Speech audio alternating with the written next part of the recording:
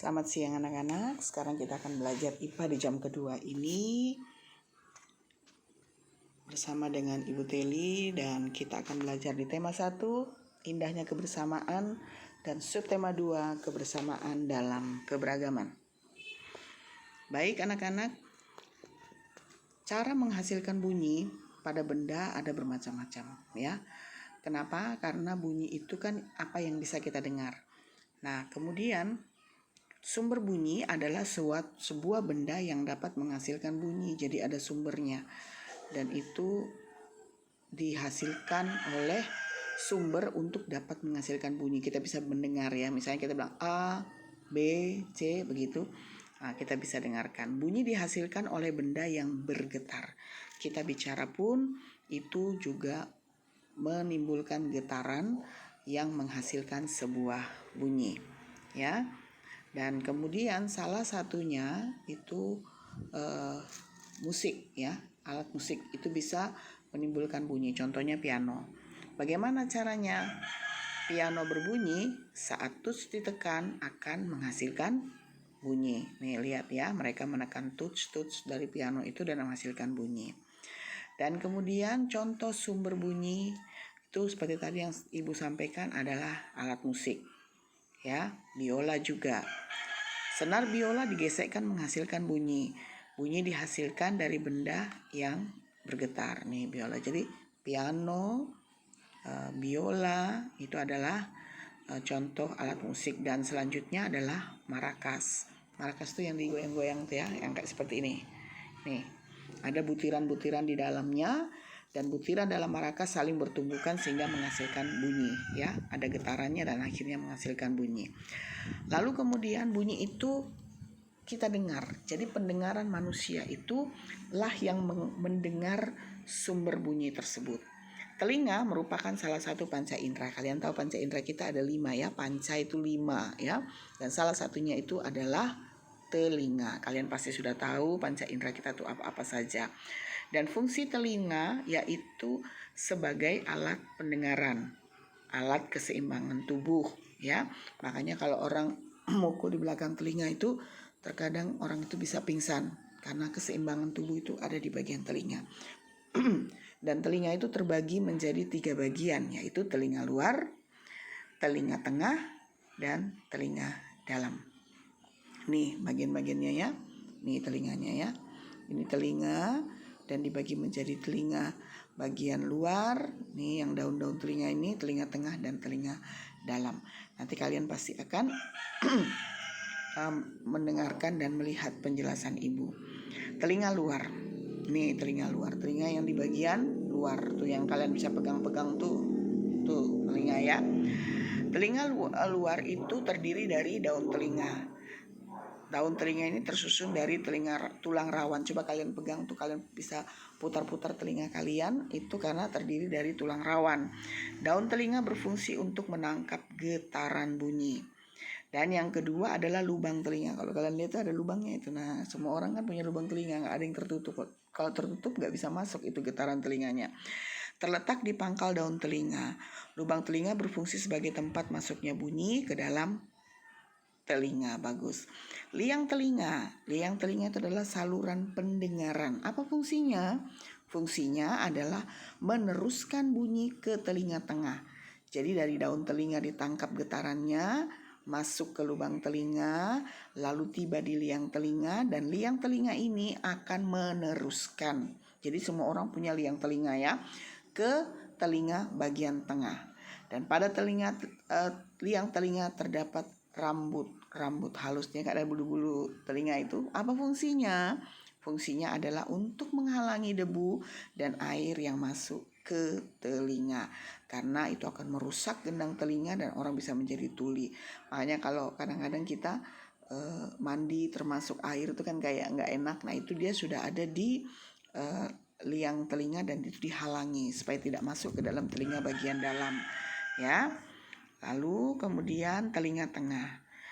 Gendang telinga atau membran timpani berupa selaput tipis yang peka terhadap bunyi. inilah gendang telinga yang harus dijaga dengan baik. Karena kalau dia robek, maka kita tidak bisa mendengar dengan baik. Gendang telinga akan bergetar saat menerima bunyi atau gelombang bunyi. Gendang telinga berfungsi menerima getaran bunyi dan dari daun telinga ya. Dari daun telinga kan menangkap getaran bunyi itu. Lalu kemudian dimasukkan sampai lubang telinga, lalu masuk ke liang telinga dan kemudian disalurkan ke telinga bagian tengah ya. Lalu ini dia gambarnya ya, ini telinga bagian tengah seperti itu. Nah selanjutnya adalah telinga bagian dalam. Nih gambarnya, nih telinga bagian dalam ya. Saluran setengah lingkaran berfungsi membantu mempertahankan keseimbangan tubuh. Nah kalian sudah tahu ya, jadi gendang telinga itu ada di telinga tengah dan keseimbangan itu ada di telinga bagian dalam ya. Saluran eustachius berfungsi untuk menghubungkan ruang telinga tengah dan faring. Apa itu faring? Faring adalah bagian yang menghubungkan mulut dengan tenggorokan. Makanya kalau telinga kita korek tuh kadang-kadang terasa di tenggorokan begitu ya. Ada salurannya. Nah itu ada di telinga bagian dalam. Makanya kalau dokter-dokter itu telinga, hidung, tenggorokan itu jadi satu karena ada saluran yang menghubungkan. Koklea berfungsi menerima dan meneruskan getaran bunyi ke saraf pendengaran ya. Dan saraf pendengaran berfungsi meneruskan bunyi ke otak. Jadi sampai ke otak nanti dia yang olah. Jadi luar biasa ya. Telinga ini, tubuh kita ini harus kita jaga dengan baik. Semuanya itu ada di otak. Sehingga orang tuh kalau sudah rusak otaknya itu kadang-kadang udah gak bisa lagi berfungsi, dan semuanya tidak bisa berfungsi dengan baik ya. Ada bagian-bagian yang rusak. Karena orang gila tapi dia bisa mendengar karena telinganya tidak rusak, saraf pendengarannya tidak rusak. Tapi yang rusak mungkin yang lainnya. Jadi semua itu ada di otak kita. Nah, perhatikanlah bagian-bagian telinga berikut ini. Ini ada di gambar kalian. Di situ ada daun telinga, ini daun telinga, lubang telinga, ya kan? Lalu ini gendang telinga. Gendang telinga ada di mana? Iya, betul. Ada di telinga bagian tengah. Sedangkan keseimbangan ada di mana? Iya, betul. Keseimbangan ada di telinga bagian dalam. Dan di sana telinga bagian dalam ini yang menghubungkan suara yang didengar tadi ke saraf pendengaran ya. Lalu bagaimana proses mendengar bunyi? Jadi ada bagian-bagian seperti tadi yang Ibu sampaikan ya, disampaikan ke sini, lalu kemudian ke bagian bawah. Semua kalian bisa pelajari sendiri ya. Ada juga di buku kalian. Nah, selanjutnya karena kita tahu betapa pentingnya telinga itu, kita harus jaga ya. Kita harus jaga. Kenapa? Karena kepekaan telinga sebagai indera pendengaran itu ada batasannya. Batasannya adalah 20 sampai 20.000 Hz ya. Dan memang ada orang yang bisa mendengar suara yang keras, tapi ada orang yang tidak bisa mendengar suara yang keras. Indera pendengaran yang baik dapat mendengar dengan jelas asal sumber bunyi dan tinggi rendah bunyi. Jadi kita bisa tahu, oh suaranya dari belakang kita mau lari ke belakang, dan kita tahu berapa besarnya atau tinggi rendahnya bunyi yang kita dapat. Nah, memelihara kesehatan telinga seperti yang Ibu sampaikan tadi, kita perlu menjaga. Yang pertama itu apa yang harus didengar,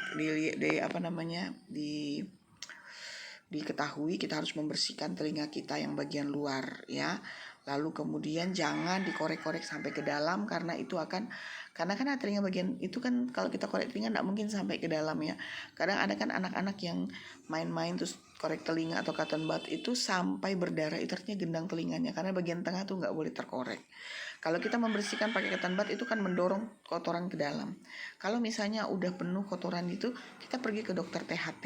Di sana nanti akan disedot kotoran-kotoran telinga kita itu ya, lalu bisa mendengar kembali dengan baik ya. Itu yang harus kita perhatikan, itu yang harus kita lihat kalau misalnya ada sesuatu ya, jadi kita harus jaga gendang telinga kita ya anak-anak. Demikianlah penjelasan dari Ibu tentang telinga. Terima kasih banyak, semoga kalian semua bisa mendengarkan dengan baik penjelasan Ibu dan mengerjakan tugas yang akan Ibu berikan. Terima kasih, selamat siang, shalom.